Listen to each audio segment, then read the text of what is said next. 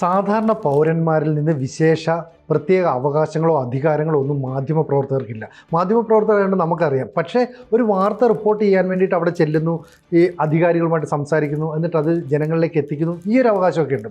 ഇവിടെ ഇപ്പോൾ മാധ്യമപ്രവർത്തനം എന്ന് പറയുന്നത് എന്താണ് എന്നാണ് സോഷ്യൽ മീഡിയ പോലും ആക്ഷേപിക്കുന്നത്. കഴിഞ്ഞ ദിവസം ഒരു പ്രമുഖ ചാനലിലെ എക്സിക്യൂട്ടീവ് എഡിറ്റർ ഇന്ത്യൻ പ്രധാനമന്ത്രി നരേന്ദ്രമോദിയെ ചാണകത്തലയൻ എന്നാണ് വിളിക്കുന്നത്. ഏത് ചാനലാ? മീഡിയ വൺ എന്ന് പറയുന്ന ചാനലിന്റെ എക്സിക്യൂട്ടീവ് എഡിറ്റർ. എക്സിക്യൂട്ടീവ് എഡിറ്ററുടെ പേരെന്താ? Jimmy James. സാർ ശ്രദ്ധിച്ചിരുന്നു അത്?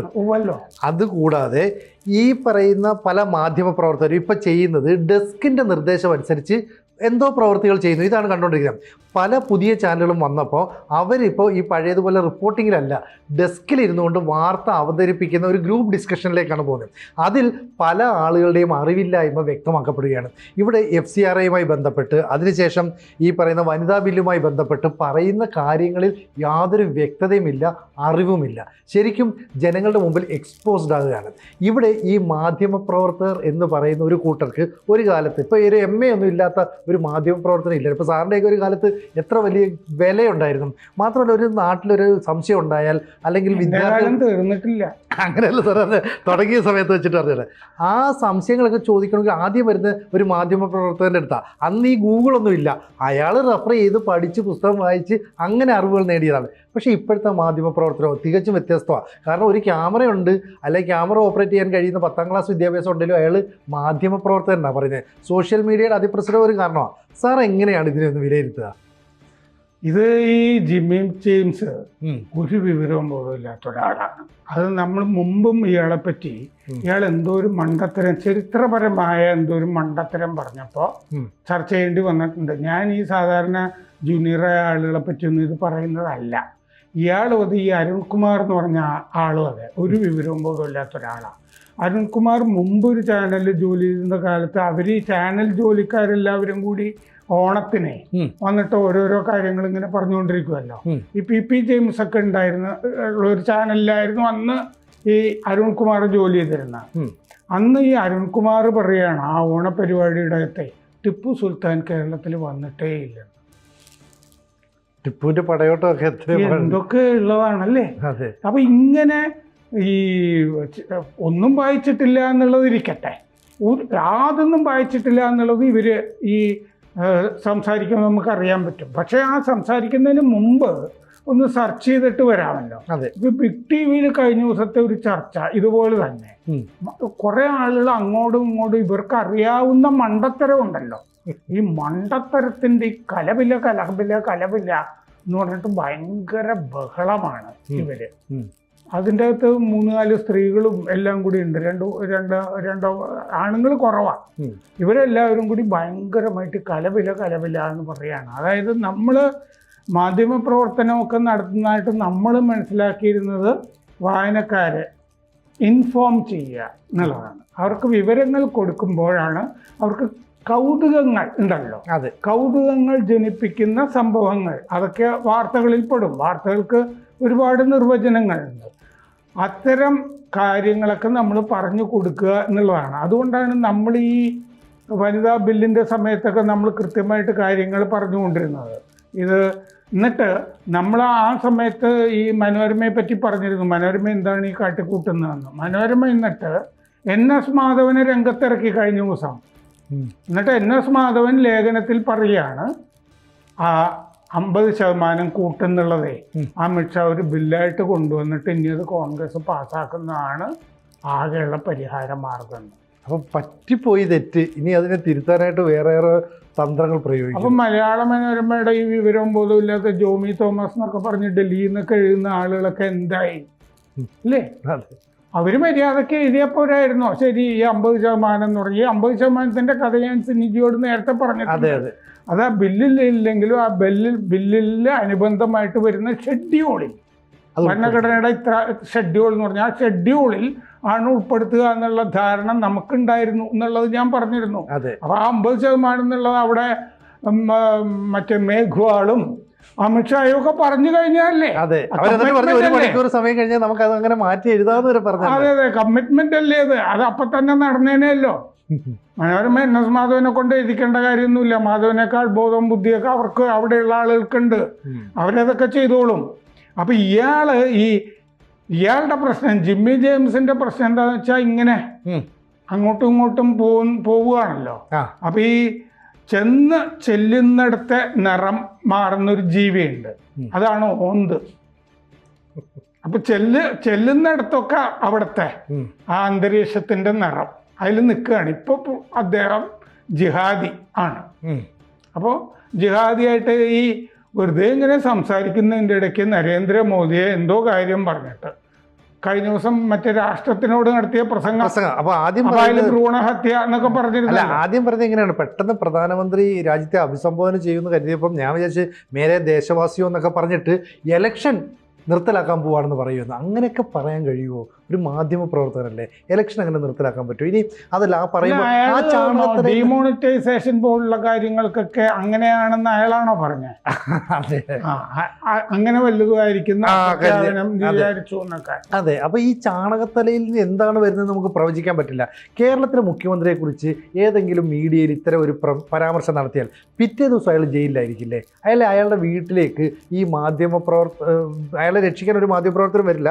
ആ പാർട്ടിക്കാരുൾപ്പെടെ പോലീസ് ഉൾപ്പെടെ നടപടിയുമായിട്ട് ചെല്ലും. ഇവിടെ ഇന്ത്യൻ പ്രധാനമന്ത്രി ഫാസിസ്റ്റാണ്, എന്നിട്ടും ആ പ്രധാനമന്ത്രി ഫാഷിസം കാണിക്കാത്തതല്ലേ ഇവിടുത്തെ പ്രശ്നം? അല്ല, ഞാനൊന്ന് ചോദിച്ചോട്ടെ, ഈ ജിമ്മി ജെയിംസിന്റെ കർത്താവില്ലേ, കർത്താവായ യേശു എവിടെ ജനിച്ചേ? നിങ്ങൾ പഠിച്ചിട്ടില്ലേ? അതെ, തൊഴുത്തിലാ ജനിച്ചത്, പുൽക്കൂട്ടിൽ. ഇല്ലേ? അല്ല, ഇത് പറഞ്ഞ ഇതൊക്കെ അങ്ങനെയാണല്ലോ. അതെ. അപ്പോ ഈ ചാണകമൊക്കെ ആയിട്ട് നല്ല പരിചയം, മോദിയേക്കാൾ കൂടുതൽ പരിചയമുള്ള ആളുകളൊക്കെ ആ കൂട്ടത്തിലുണ്ടെന്നേ. ആദ്യമേ തന്നെ ആ പുൽക്കൂട്ടിലും മറ്റേ തൊഴുത്തിലും ഒക്കെ ആയിട്ട് ഇല്ലേ? അതെ. തൊഴുത്തൊക്കെ ശരിക്കും നോക്കുകയാണെങ്കിൽ അതിന്റെ പൈതൃകമൊക്കെ പേർന്ന് ജിമ്മി ജെയിംസും കൂട്ടരുമാണ്. അല്ലാതെ ഈ നാഗരികതയുടെ പിള്ളത്തൊട്ടിൽ ഇന്ത്യ ആണെന്ന് മാക്സ് മുള്ളർ പറഞ്ഞിട്ടുണ്ടല്ലോ, സംസ്കാരത്തിന്റെ സംസ്കൃതിയുടെ ഒക്കെ. അപ്പോൾ അതിനെയാണല്ലോ ഈ അപഹസിക്കുന്നത് ചാണകം എന്ന് പറഞ്ഞിട്ട്. അതെ. മറ്റ് ഈജിപ്തിലും ആ ഭാഗത്തും ഒക്കെ തൊഴുത്തുകൾ ഉണ്ടായിരുന്നു, അതോർക്കണം ജിമ്മി. അല്ല, ഞാൻ ഈ പറഞ്ഞ പോലെ സാറേ, ഇപ്പം മുഖ്യമന്ത്രിക്കെതിരെയാണെങ്കിൽ പോലീസ് വരുമെന്ന് പറയുന്ന പോലെ 140 കോടി ജനങ്ങളുടെ ഒരു രാജ്യത്തെ പ്രധാനമന്ത്രിക്കെതിരെ ഒരു അധിക്ഷേപം നടത്തിയിട്ട് ആ പ്രധാനമന്ത്രി ഉൾപ്പെടുന്ന പാർട്ടിയുടെ കേരളത്തിലെ ഘടകമെങ്കിലും പ്രതിഷേധിക്കേണ്ടതായിരുന്നു. ഇത് ചെയ്തത് ശരിയല്ലായിരുന്നു. അത് ചാണകമുള്ളത് ജിമ്മിയുടെ തലയിലാണോ എന്ന് നമ്മൾ പരിശോധിക്കേണ്ടതായിരുന്നു. വേണമെങ്കിൽ ശസ്ത്രക്രിയ ഞങ്ങൾ സൗജന്യമായിട്ട് ചെയ്തു തരാവുന്നതാണ് എന്നൊക്കെ പറയാമായിരുന്നു, ഇല്ലേ? അതെ, അതാണ് എനിക്കും മനസ്സിലാകാത്തത്. അവർ പ്രതിഷേധിക്കേണ്ടതായിരുന്നു. അവർ പക്ഷെ വികസിത് കേരളം എന്ന് പറഞ്ഞല്ലേ നടക്കുന്നത്, വേറെ ഒന്നിനും ശ്രദ്ധിക്കില്ല എന്നല്ലേ പറയുന്നത്. അപ്പോൾ വികസിത് കേരളം എന്ന് പറഞ്ഞത് കൊണ്ടാണ് ഇത്. ഇയാൾ പഠിച്ചിട്ട് എന്തെങ്കിലും ഒരു കോമൺ സെൻസ് ഇയാൾക്ക് ഉണ്ടായിരുന്നെങ്കിൽ, ഈ ജിമ്മിക്ക് ഉണ്ടായിരുന്നെങ്കിൽ, മോദി രാഷ്ട്രത്തോട് പ്രസംഗിക്കുന്നത് ഇത് തന്നെ ആയിരിക്കും എന്ന് കോമൺ സെൻസ് ഉള്ള, വിദ്യാഭ്യാസം വിവരമില്ലാത്ത ആളുകൾക്ക് ഈ സംഗതി അറിയാമല്ലോ. കാരണം അതല്ലേ ഇമ്മീഡിയറ്റ് ആയിട്ട് നടന്നിരിക്കുന്നത്. അതെ. 3 ദിവസത്തെ ചർച്ച വിളിച്ചതല്ലേ. രാഷ്ട്രീയം തന്നെയാണെന്നേ, ബംഗാളിലെ തെരഞ്ഞെടുപ്പുമായിട്ട് ബന്ധപ്പെട്ട് തന്നെയാണ് ഈ സമ്മേളനം ചേർന്നിരിക്കുന്നതെന്ന് വിചാരിച്ചോ? എന്നാലും ആ കാര്യമല്ലേ പ്രധാനമന്ത്രി പറയുക. അതല്ലാതെ എന്താണ് പുതുതായിട്ടുള്ളത്? ഇലക്ഷൻ കാലത്ത് അഭിസംബോധന ചെയ്യുന്നത് ഇലക്ഷനിൽ പ്രതിഫലിക്കുന്ന ഒരു വിഷയം. അത് ഈ വനിതാ സംവരണ ബില്ലിൽ ജയിച്ചു നിൽക്കുകയാണെന്നേ, തോറ്റു നിൽക്കുകയല്ല BJP. അപ്പോൾ ജയിച്ചു നിൽക്കുന്നത് കൊണ്ട് അത് സ്ത്രീകളോട് മൊത്തം അവരുടെ ഭാഷയിൽ, അല്ലേ, ഹിന്ദിയിൽ സംസാരിക്കുന്നവരിലെ കൂടുതൽ ആളുകൾ, ആ ഭാഷയിൽ അവരോട് അദ്ദേഹം ആശയവിനിമയം നടത്തുന്നു.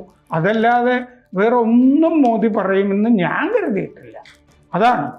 മാത്രമല്ല സാർ, ഇപ്പം ഇന്നത്തെ കാലത്തെ മാധ്യമപ്രവർത്തകരുടെ ഒരു ഇതുകൂടെ സാർ ചിന്തിച്ചു നോക്കണം. കാരണം ഇവർ റിപ്പോർട്ടേഴ്സ് കൊടുക്കുന്ന സാധനത്തിനനുസരിച്ചല്ല ഈ ഡെസ്കിൽ നിന്ന് എന്ത് ഔട്ട്പുട്ട് അങ്ങോട്ടേക്ക് നൽകുന്നു, അതിനനുസരിച്ച് വാർത്തകൾ ക്രിയേറ്റ് ചെയ്യും. ഇപ്പോൾ തൃശ്ശൂർ പൂരം കഴിഞ്ഞ ദിവസം നടക്കുന്നതുമായി ബന്ധപ്പെട്ട് അവിടെ വെടിമരുന്ന് ശാലയിൽ മാധ്യമപ്രവർത്തകരെല്ലാം കൂടെ സന്ദർശിച്ചു. ഇലക്ട്രോണിക്സ് എക്യുപ്മെൻറ്റ്സ് ധാരാളമുണ്ട്, ബാറ്ററി ഉണ്ട്, മൈക്കുണ്ട്, ഒരുപാട് ഹീറ്റ് ഉണ്ടാകാൻ സാധ്യതകളുണ്ട്. അപ്പോൾ വളരെ സുരക്ഷിതയുള്ള ഒരു മേഖലയിലേക്ക് മാധ്യമപ്രവർത്തകർ, ദൃശ്യമാധ്യമപ്രവർത്തകർ ഉൾപ്പെടെയുള്ളവർ കൂട്ടമായി ചെല്ലുമ്പോൾ ഒരു അപകട സാധ്യതയൊക്കെ ഉണ്ടാകാം. അതിനുശേഷം അവിടെ വലിയ പൊട്ടിത്തെറിയൊക്കെ നടന്നു.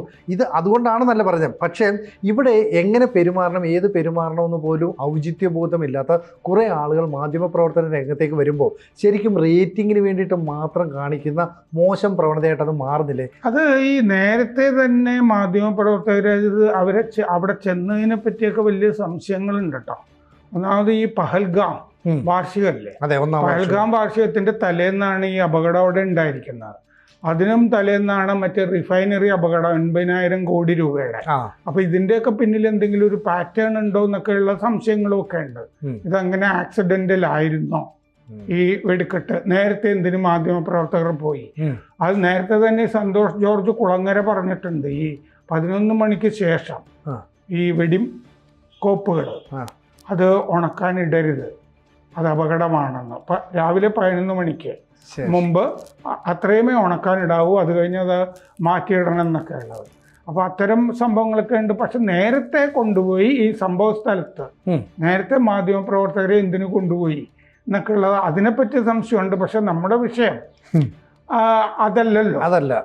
മറ്റേ സിനുജി പറഞ്ഞു വന്നത് മറ്റേ ഡെസ്കിൽ നിന്ന് കൊടുക്കുന്ന ഒരു നിർദ്ദേശം അനുസരിച്ച് വാർത്തകളെ ആ രീതിയിലേക്ക് വളച്ചൊടിച്ചുകൊണ്ട് പോകുന്നു. ഡെസ്ക്കാണ് പിന്നെ ചർച്ച ചെയ്യുന്നത്. അതായത് ഇപ്പം ഈ റിപ്പോർട്ടിംഗ് അല്ല, ആങ്കറിംഗ് ആണ് പ്രധാനമായിട്ടും വിഷ്വൽ മീഡിയ വരുന്നത്. ഇത് എന്തിനാണെന്ന് വെച്ചാൽ ശരിക്കും പറഞ്ഞാൽ ഈ റേറ്റിംഗ് വർദ്ധിപ്പിക്കുക. ഇപ്പം റേറ്റിംഗ് ഒക്കെ നോക്കുന്നില്ല, ഇലക്ഷൻ കാലമൊക്കെ. റേറ്റിംഗ് വർദ്ധിപ്പിക്കാനായിട്ട് അങ്ങോട്ടും ഇങ്ങോട്ടും നിങ്ങൾ തർക്കിക്കുക, തന്തയ്ക്കും തള്ളക്കും വിളിക്കുക എന്നുള്ള അല്ലേ ഉദ്ദേശിക്കുന്നത്? 4-5 പേര് ചർച്ച ചെയ്തിട്ട്. അതുകൊണ്ടാണ് സാധാരണഗതിയിൽ നമ്മളൊരു ഓഫീസിൻ്റെ അകത്ത് ആ മുകളിൽ നിൽക്കുന്ന ആളുണ്ടല്ലോ ഓരോരുത്തർക്കും, ആ മുകളിൽ നിൽക്കുന്ന ആളുകളുടെ മെക്കിട്ട് കയറാൻ സമ്മതിക്കില്ലല്ലോ. ഇല്ല.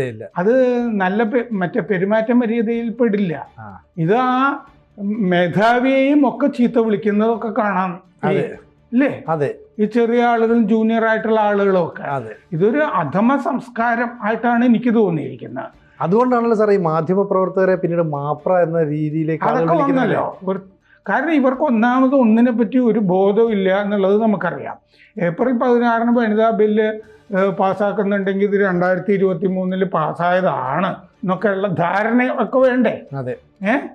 അപ്പോൾ ലക്ഷ്മി പത്മ എന്ന് പറഞ്ഞിട്ടൊരു സ്ത്രീ ചോദിക്കുകയാണ്, 2023 പാസ്സാക്കി കഴിഞ്ഞ വനിതാ ബില്ല് എന്തുകൊണ്ട് മോദി ഇതുവരെ നടപ്പാക്കിയില്ല? അതല്ലേ അയാളുടെ കുഴപ്പമെന്ന് വല്ല വിവരമുണ്ടോ? ഈ സ്ത്രീ പറയുന്നത് ആരോ എടുത്തിട്ടിരുന്നു, അതിലെ 3-4 വരി ഞാൻ കേട്ടതായത്. 2023 അവതരിപ്പിച്ച ആ ബില്ലിൻ്റെ അകത്ത് പറഞ്ഞിട്ടുണ്ടല്ലോ, ഇത് അടുത്ത സെൻസസ് അനുസരിച്ചിട്ടാണ് ഇത് നടപ്പാക്കുക എന്നുള്ളത് ഇല്ലേ?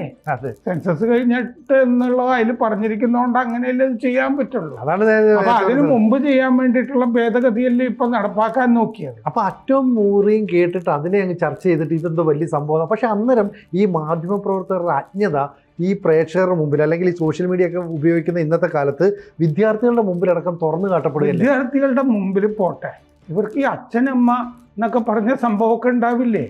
സ്രഷ്ടാക്കളുടെ മുമ്പിലെങ്കിലും നാറാതിരുന്നുകൂടെ ഇവർക്ക്? ഈ ജിമ്മി ജെയിംസിനോട് അല്ലേ, ജിമ്മി ജെയിംസ് എന്നല്ലേ ആ ജെയിംസ് എന്ന് പറയുന്ന അപ്പനായിരിക്കുമല്ലോ, അയാളുടെ മുമ്പിലെങ്കിലും നാറാതിരിക്കുക ജിമ്മി.